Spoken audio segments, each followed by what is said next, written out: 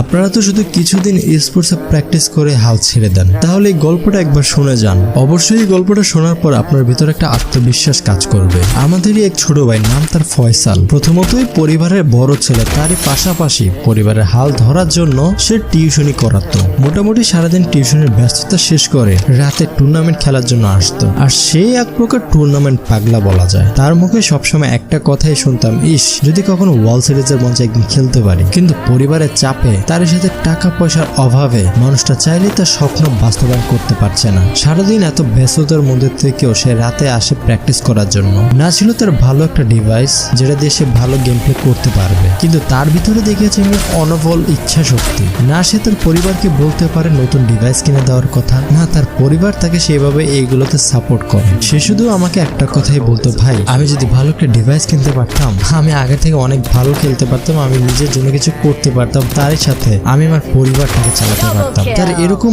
অনবল ইচ্ছা শক্তি দেখে আমিও তার উপর খুব খুশি হয়েছি। হয়তো আজকে তার নেই, কিন্তু তার ইচ্ছা শক্তি অনেক বেশি এবং তার সাথে পরিশ্রমের কোনো কমতি নেই। এরপরে আমাদের অনলাইন ডিজিটাল স্কিল শিখার প্ল্যাটফর্মে তাকেও নিয়ে নিয়েছি। মোটামুটি 2-3 মাস পরে সে ভালো একটা টাকা জমিয়ে ভালো একটা মোবাইল কিনে, আর সেই মোবাইল দিয়ে এখন সে অনবল রেগুলার টুর্নামেন্ট খেলতে থাকে। নিজের ভিতরে আত্মবিশ্বাস এবং কি নিজে একটু পরিশ্রমী হলে আপনি যে কোনো কিছু অর্জন করতে পারবেন। আপনি চাইলে আমাদের সাথেও কাজ করতে পারেন। যারা আমার পিন করে ভিডিওটা দেখে আসেন, অথবা আমার আইডির বায়োতে লিঙ্ক দেওয়া আছে, সেখানে আমার সাথে যোগাযোগ করেন। আমি হয়তো আপনাকে কোটি কোটি টাকা দিতে পারবো না, কিন্তু জীবনে এমন কিছু শিখতে সাহায্য করতে পারবো যেগুলো দিয়ে আপনি আপনার ক্যারিয়ার সেট করতে পারবেন।